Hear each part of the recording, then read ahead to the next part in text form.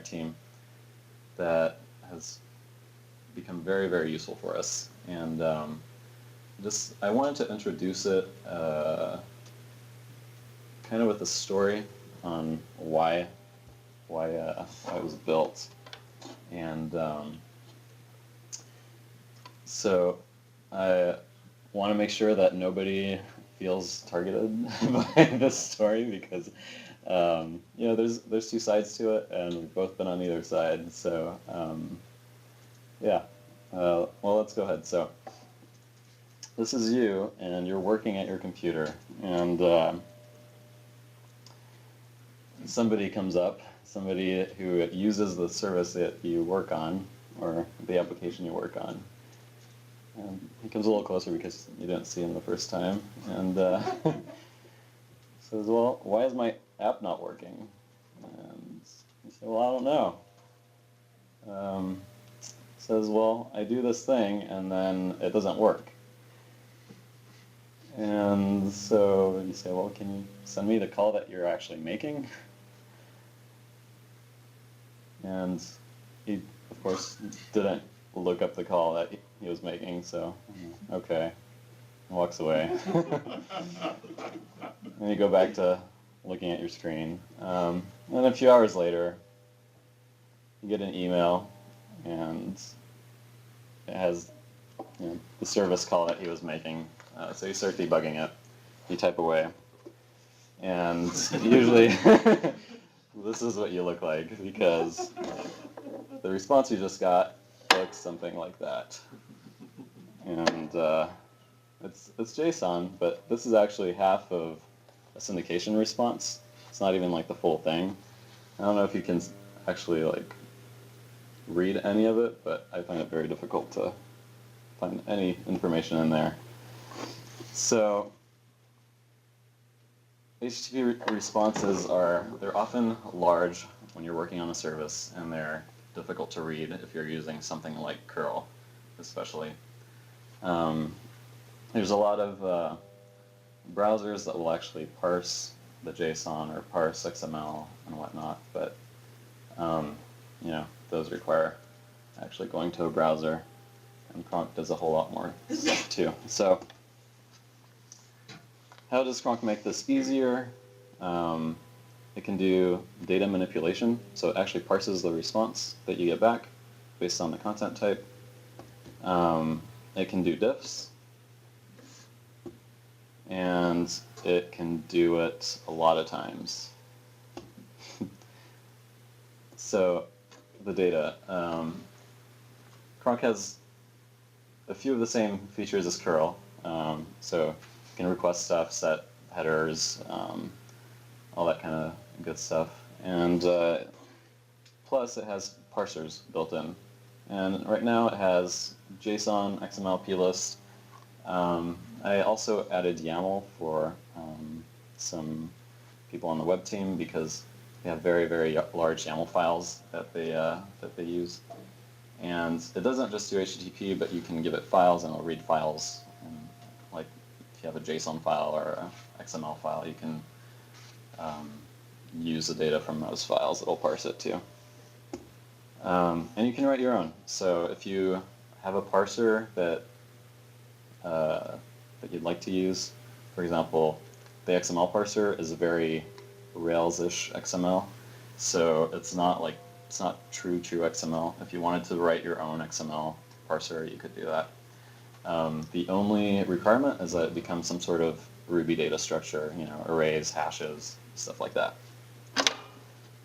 So this is a curl call to some service application. And this is what you get. You're looking for XML something. The person who wrote the service didn't bother to format the XML. If you do the same thing with Kronk, you get this. And it's still calling the XML, but it's outputting JSON, just kind of as a standard format.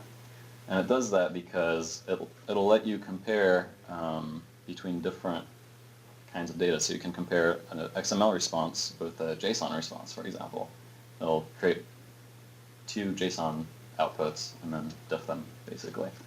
So This is a lot easier to read right off the bat. All the keys are alphabetized and on different lines. And then you can actually print lines out if you want. And you can do stuff like this. So if you have a favorite HTTP client that you like to use, like curl, like maybe it does something like send files that Kronk doesn't do. You could do it like this, pipe it into Kronk, and Kronk will just act as a parser and parse your response. So we have data now, and that means we can actually do something with it. Kronk has this feature, this paths feature in it that will let you select only certain pieces of the data. It'll let you actually do some limited searching of the data. And let's see what that looks like. So here's our query again. And then anything you add after the double dash separator will be interpreted as a path. It's very much like a glob, like a file glob type path, plus a few other things. So if you do this, you're doing business/address, it's going to only select business address. Now maybe you don't know what the root level name is going to be, so just you can put a star and it'll look for all the top level items that have a child of address.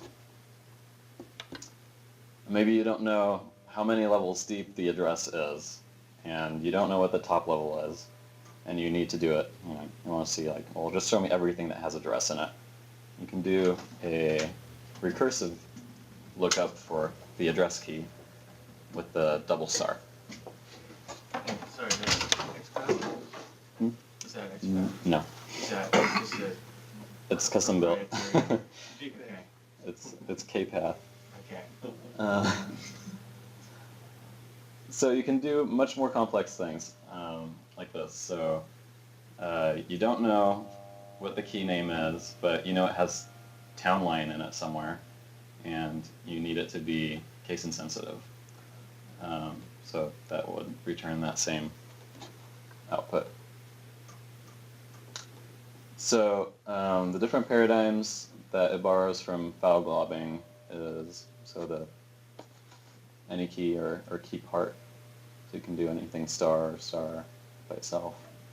The recursion, you can do parent, current type directory stuff. So you could look for the parent item of anything that has an address. So maybe, or anything that has like YPID 1, 2, 3.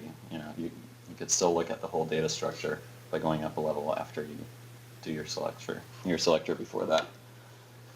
A few other things that it does, key and value. It can do ranges, the Ruby type ranges. So if you have arrays, that can be pretty useful. And it has an OR operator, so you can do a pipe, and it'll just look for one or the other. It supports parens too, within certain limits. There's not very good support for parens, but for the most part, it'll probably do what you expect it to do.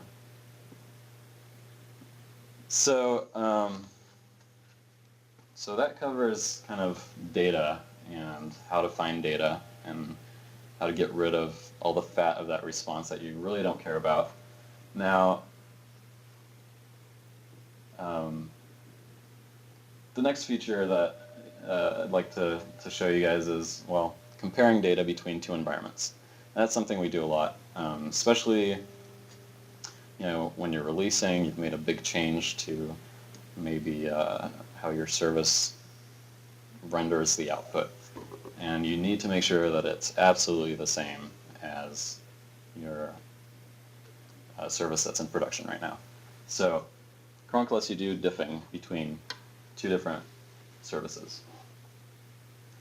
Here's the two two calls, and can you tell how many differences there are just by looking at it? Not really, huh? It's, there's like 4 in here. If you do it in Kronk, this is what you'll get. So you just give it both paths, and you have your full diff right there.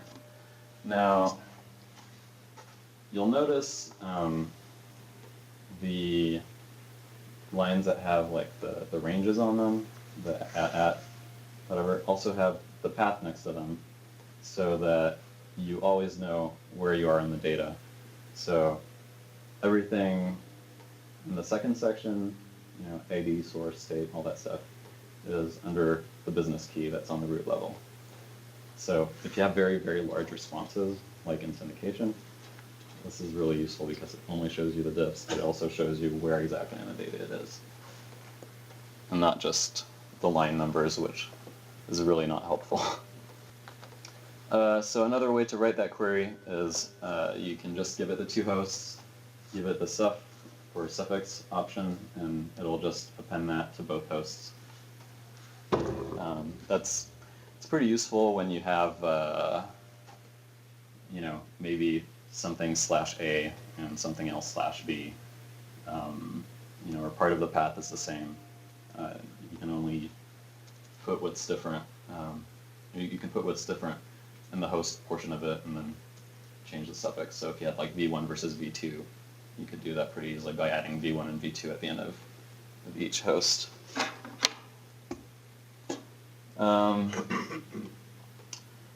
So maybe there's a key you don't care about in the differences, right? Over here, you see there's a UUID right there. And a UUID is unique by its definition, and so you really don't care about diffs that are going to show you a UUID difference. So what you can do is use the path mechanism with a minus in front of it, and it'll just delete that key from the response. So you can see right here we deleted it, so we still have a couple diffs, and but at least the UUID isn't in there, so it won't give us kind of false positives.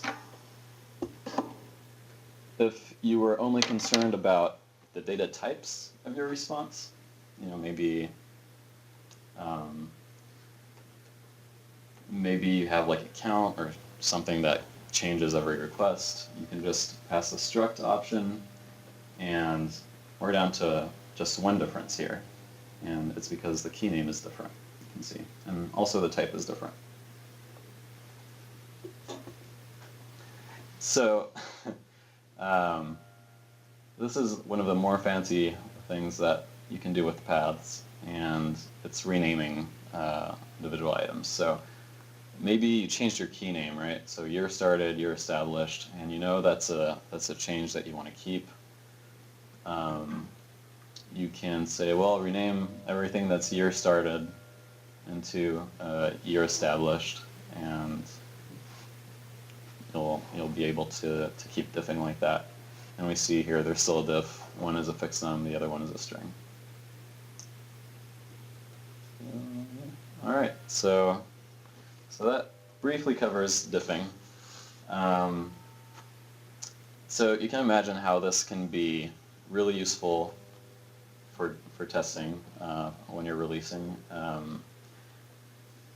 What makes it really useful is if you can do it on a wide scale, right? Because you can do like 2 endpoints at a time or 1 endpoint at a time, and you have to have like a whole list of it and maybe write a script for it so that it'll go through every single one, and then you're kind of stuck with specific examples. So Kronk has a thing built in called a player, and what it lets you do is simply say, well, okay, I want to call this endpoint 100 times with a concurrency of 20 connections. So it's going to make 20 calls at a time, and you'll get something that should look pretty familiar if you use a test unit at all. And it'll just go on its merry way until it does all 100 requests, and it'll display anything that's not a 200 as a failure. It'll give you some times, QPS, stuff like that. I'll show you the exact requests that it made too. Now, this is really nice if you have like an access log, right? You can just get the access log, or if you use Sawdust, or if you use the Mogwai logs, you can just request them, pipe them directly into Kronk, give it the replay option, and you can limit the number of requests, otherwise it'll go all the way through the file with the number 100 there, concurrent requests. It'll do exactly the same thing. The kind of things you can pipe access logs, but you can also pipe anything that looks like a URL, so anything that's like HTTP, whatever. You can pipe through there anything that looks like a HTTP request, like the raw request that you would send to a socket. It'll parse those as well. So it's pretty flexible. So sorry, here you're actually replaying this access log. Yeah. And is this our like Nginx access log format? Like, Yeah, it looks for the separate token or something like that. Yeah, it looks for anything that will be like a HTTP method with, slash something. Oh, so it can be in any format. So it can be in a lot of different formats, yeah. Probably not any format, but yeah, it's very versatile. You can do other things. So if you want to actually see the responses, you could do a stream, and it'll actually print out the response of every, print out the body of every response it gets with, actually I modified it, it should be hex up there for those numbers, but with the length of each response. So you could pipe that to some other application if you wanted, and do something with all the responses. And this works with all the padding too. So if you want to do a bunch of requests to get a bunch of data, but you only care about 2 data points in there, you can just select those 2 data points and pass them through and do whatever you need with them. The last one, which is I'd say probably still a little bit experimental, is benchmarking. And so it'll give you, something like that. I split it in 2, but it's a lot like the AB utility that Apache provides.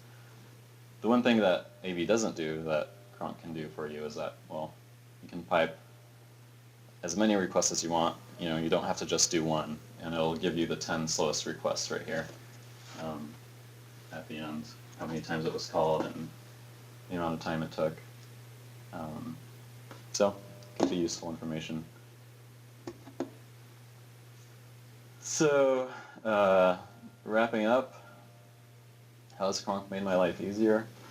Well, I can find data from my services a lot more easily now, and it's really easy to see things that have changed.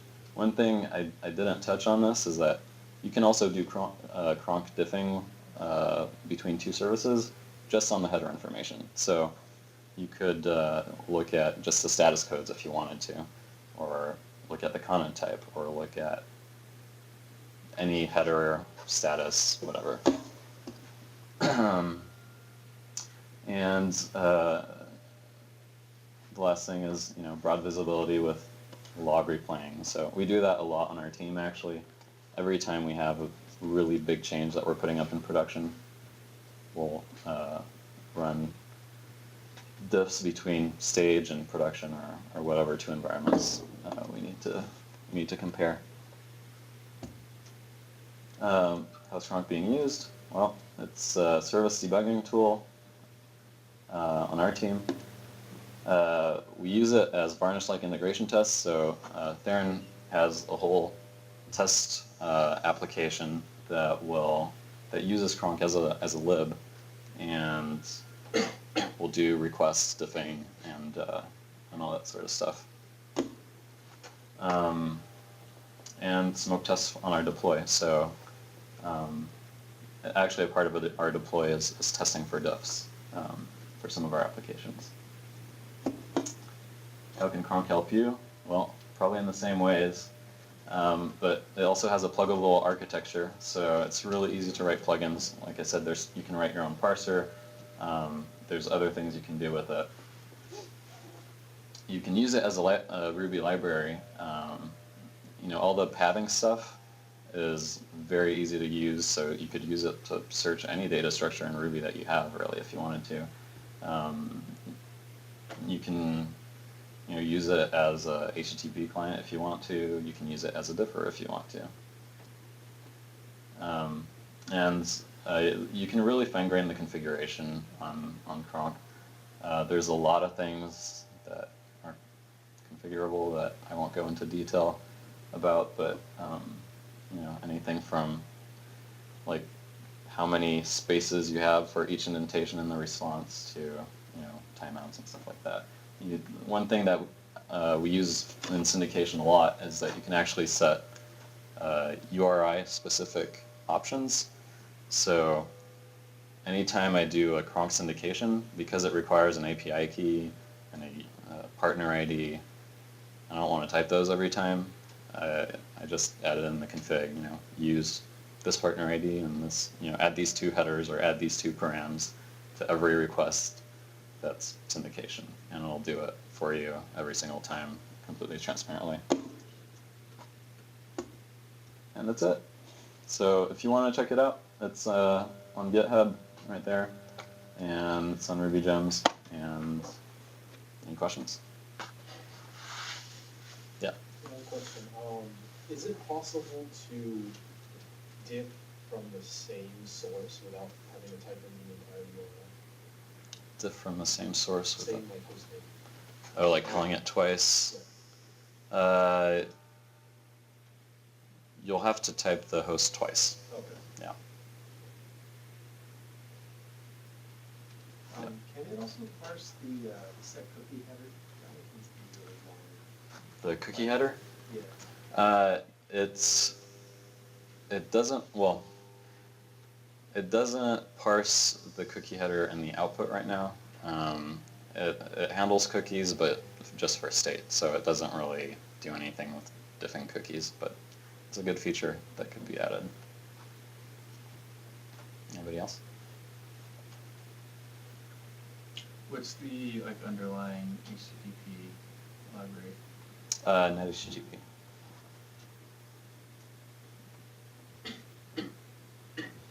Yeah. So you said you could use it as a Ruby library. It's like you could call it without having to do a system plan.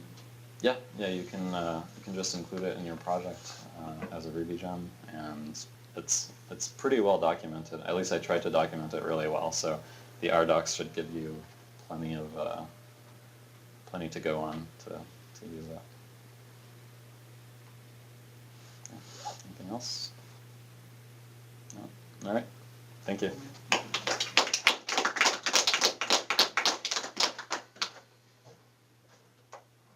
Okay, thanks everybody. Again, if you have any ideas or suggestions for Tech Talks, you can go and send me an email. My email's on the Tech Talk website, techtalk@attinteractive.com, and hope to see you again. Next week we have another talk on SEO with John Cole and his crew, so see you then.